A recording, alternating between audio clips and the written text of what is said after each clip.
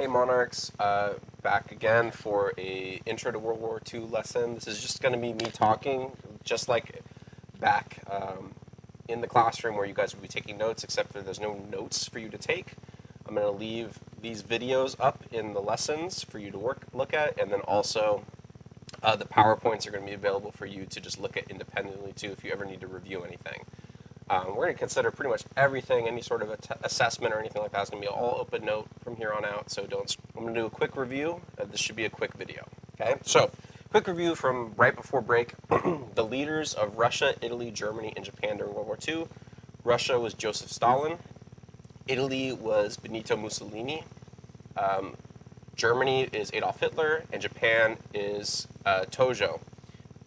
Remember, Nanking is a city in China, and it was the capital of China at the time. It was part of what was called the Rape of Nanking, where many people were murdered and assaulted, and it was a big war crime that the Japanese committed during the war. Feature of fascism, it's already here, but women are seen as inferior. Remember, they believe in racial superiority and race. A feature of totalitarianism, remember, total control. Surveillance of lots of different, surveillance of their people and dictatorships. And then the Rape of Nanjing lasted 6 weeks. It was a very long period of time. All right, so Mussolini and Tojo, a quick review. Mussolini is the dictator of Italy. Members of this police force were the Black Shirts, which took over Italy after the March of Rome.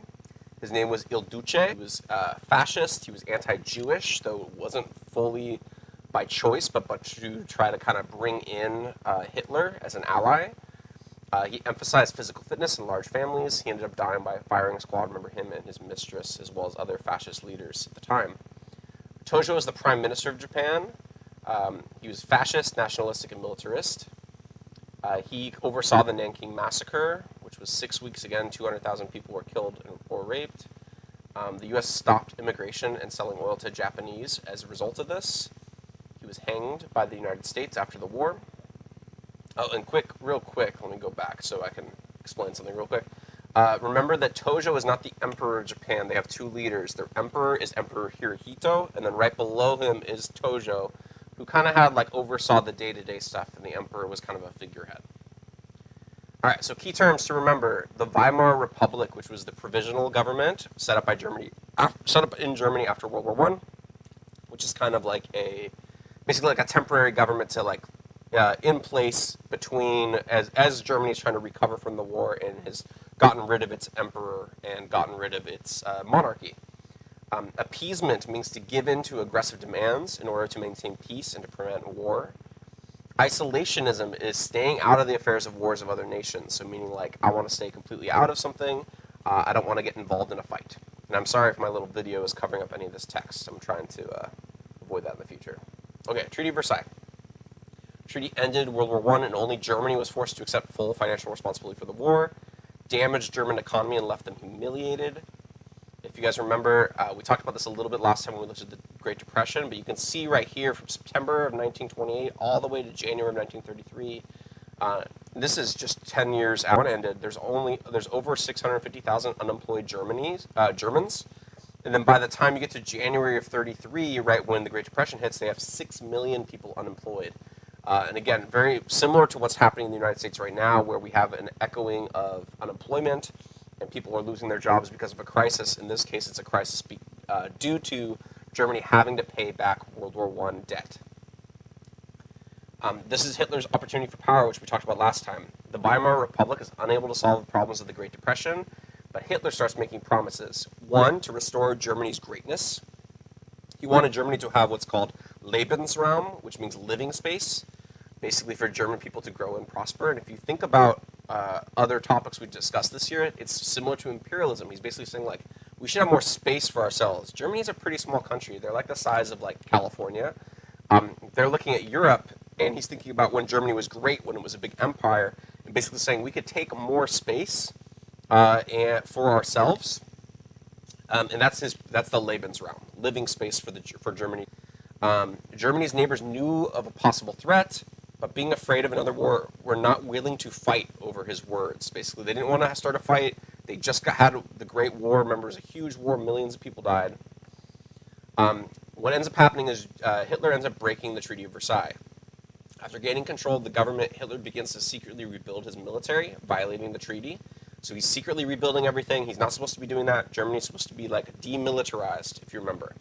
He sent troops into what's called the Rhineland, which is an area bordering France, which was also a violation of the Treaty of Versailles. That was supposed to be completely demilitarized, no army at all in there. You can see right here on this map, we have Germany right here at its borders at the time in like the mid-30s. Right here, this is France, and this is the Rhineland. This is the space in between, right in the border between France and Germany. And remember that Germany and France are kind of like traditional historical enemies, and France bore the brunt of the violence and the destruction in World War I. That's why they wanted this buffer between them and Germany, but Germany's starting to violate that and starting to take it over. All right, and we have Austria right here. If you guys remember Austria-Hungary, they've been broken up into just Austria, and Hungary is its own separate country right here. And here's Czechoslovakia, this purple region, or excuse me, right around this purple region.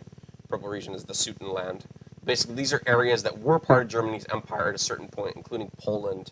And as part of the Treaty of Versailles, Germany had to give up a bunch of its land. All right, so eventually this leads to the annexation of Austria. And to annex something means to like formally take over or formally join two pieces of land together. So like if we annexed Canada, then that means the United States would take Canada and make it part of its country. Okay?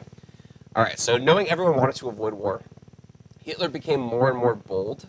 He started pressuring the Austrian government to annex Austria with Germany because he wanted to unite all German-speaking people. You can ignore these little check for understandings because obviously we're not in class to answer them. But in Austria, they speak German. In Germany, they speak German. And basically, Hitler's actually from Austria originally. He was born there, though he was German for a very long time. And he basically wants to combine them together to make one big empire.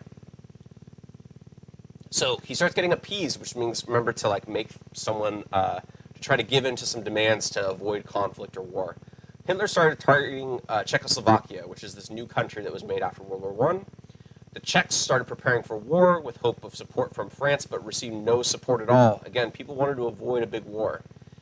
Britain, on the other hand, Britain Prime Minister Neville Chamberlain, he starts to appease Germany in hopes that can prevent another big war, because they don't want anything. They don't want any fighting. Future Prime Minister Winston Churchill was against appeasement and wanted to mobilize right away. He's basically saying, like, you're giving in to the demands of a dictator. This is kind of gonna nip us in the butt later. It's going to cause problems down the road. In America, on the other hand, America wanted to stay outside of Europe's wars. They wanted to be isolationists. They're being isolating themselves for the rest of the war. They don't want to be involved in other people's problems. If you guys remember from World War I, remember they tried to make the League of Nations, which was actually an American idea, but then American citizens didn't want a part of it because they wanted to isolate themselves. All right, let's get into it. Let's not lurk. Forgive the technology problems. I'm going to just open it up and then go down here. Okay, so what this is going to lead to, guys, that's actually the end of the presentation. That's fine. It would be great if Mr. Bryant remembered that. So what you're going to do after this, make sure you do your independent research on great battles of World War II, as well as some key figures from them. And then next week, we're going to do some reading about World War II and kind of get into the nitty-gritty of it. Okay? Hope you guys have a great day, Monarchs. Take care.